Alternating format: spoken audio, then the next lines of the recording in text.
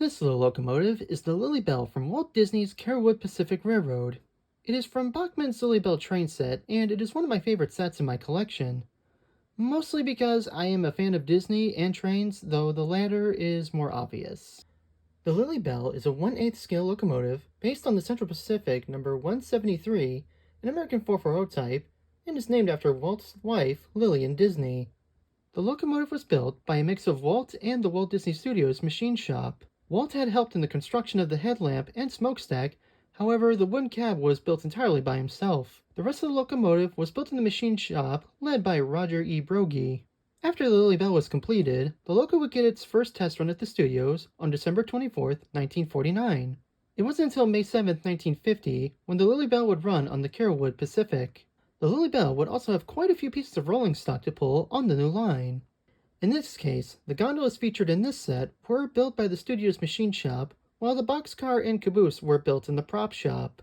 The caboose was actually mostly built by Walt himself. From what I could gather, besides the frame and trucks, Walt would construct everything else. The interior of the caboose would also feature a working potbelly stove, a calendar, broom, and other details. The original Lilly Belle and some of the Carolwood rolling stock can be viewed at the Walt Disney Family Museum in San Francisco. One of the things that make this a great set is the presentation of the box. However, since the box has been moved around a lot, there are a few scruffs. The overall color of the box is red, with the background being a view of the Carolwood Pacific Railroad. In the front and the center, we have a colored photo of the Lilly Belle with Walt riding the boxcar that you actually get in the set. On the outside of the photo, we have Walt Disney's Railroad with the Carolwood Pacific logo in the center. In the top left, we have a photo of Walt and Lillian Disney with two photos of the Lilly Belle. Below the photos, we have the Lilly Belle logo, and at the bottom, we have windows for the loco and cars, and below that, more info for Bachmann's warranty. The right side has general set info, and the top has a disclaimer.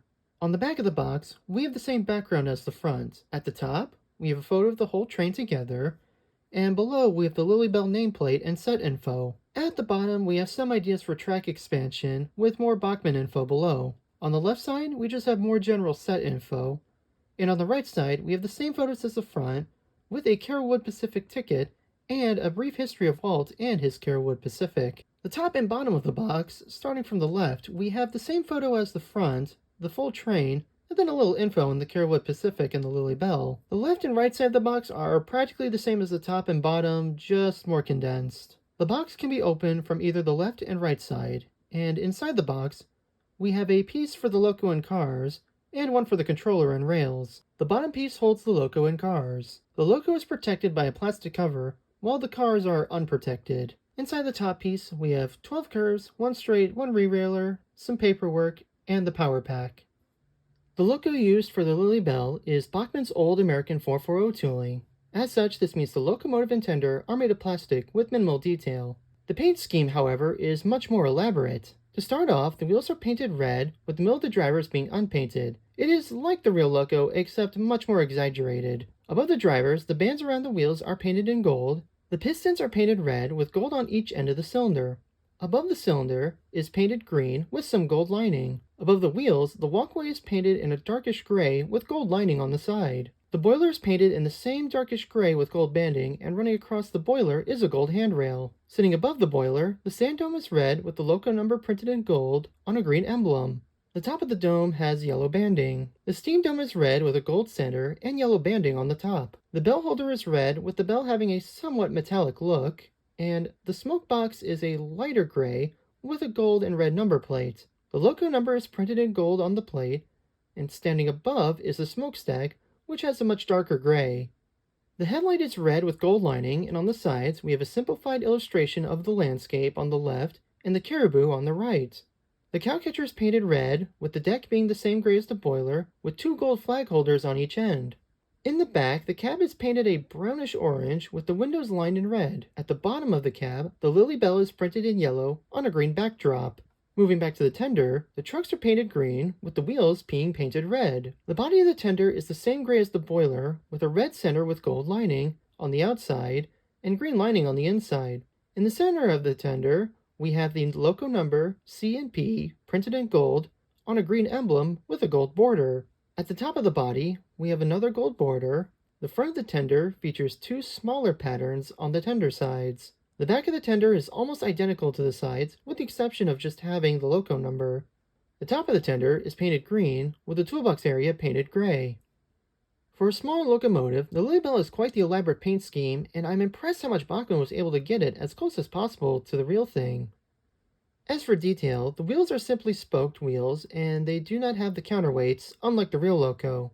The back drivers are also equipped with traction tires. Above the pistons, these, according to Bachmann, are flag holders and appear to be made of metal. The boiler features molded banding and molded piping. Running across the boiler, we have a separately applied metal handrail and a separately applied metal sandpipes on each sides. On the top of the boiler, we have a bell, sand dome, and steam dome. On the top of the steam dome, we have a whistle made of plastic. The smoke box has a molded door with some rivets around the door and a number plate. On the sides of the smoke box, we have metal rails that reach down to the cowcatcher. On the top, we have the diamond smokestack with rivets that run up the sides and a metal spark arrestor on top. The cab is simple, but is nicely molded, and in the front of the cab, we have two molded doors on the sides, and above are two windows. On the sides, the windows are indented, with the nameplate molded below. At the way back, we have a tiny little molded handrail that I honestly did not know was there till now. The back of the cab has two windows and no cab detail, as it is the older Bachmann model.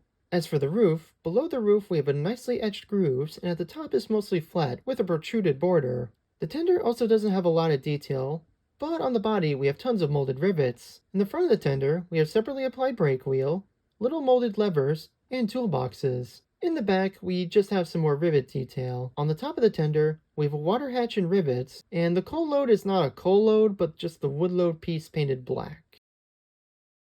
As mentioned before, the set comes with 4 cars, those being 2 gondolas, 1 boxcar, and a bobber caboose.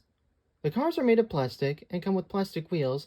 However, I have upgraded all the wheels to metal ones. The trucks are Bachmann's old-time arch bar trucks, and have not much detail other than the 2 molded springs in the center. The gondolas are painted brown, with white printing on each side. On the front of the car, we have the weight and capacity numbers printed clearly, and just near it, we have the car number either being 734 or 777. On the back of the car, we have the Carolwood Pacific logo, and running across the frame, we have CPRR and the car number. As for details, the sides of the cars feature nicely molded wood engraving. The back sides of the walls, however, are all flat. The braces on the sides have nice rivet detail, and inside the car we have molded wooden floorboards. On one end of the car, we have a separately applied brake wheel, and underneath the cars, we have a molded brakework and separately applied braces. The boxcar is painted brown with some white printing. Printed on the sides, we have the Carolwood Pacific logo, CPRR 1212, and at the bottom, some car info. The braces and ladders are painted black. As for details, the body and roof have a nice wooden look, and on the sides, the doors can be open. On each side of the car, we have molded-in braces and molded-in ladders. On one end, we have a molded-in vent door, and on the other end, we have a brake wheel. Underneath the car, we have separately applied braces and molded-in wood and brakework. Finally, bringing up the rear of the train, we have the caboose. The body is painted yellow, with the roof and frame being brown. The doors and windows of the caboose are also brown.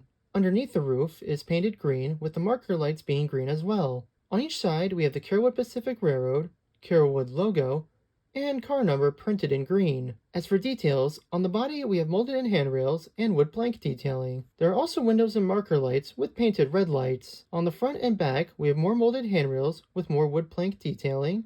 We also have molded doors and windows.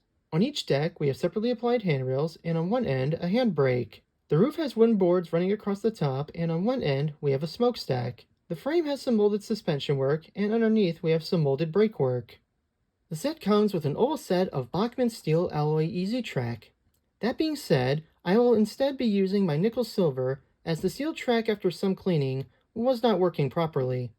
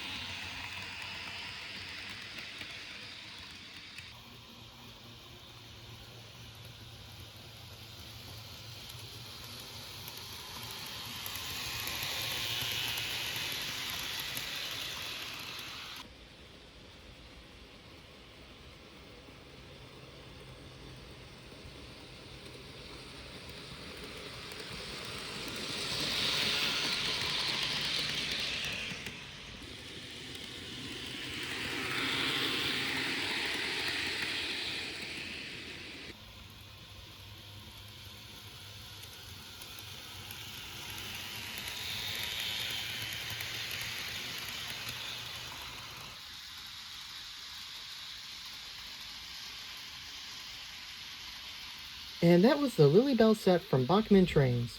As stated before, this is one of my favorite sets in my collection, and while not the most accurate model of the Lilly Belle, it's close enough for what it is.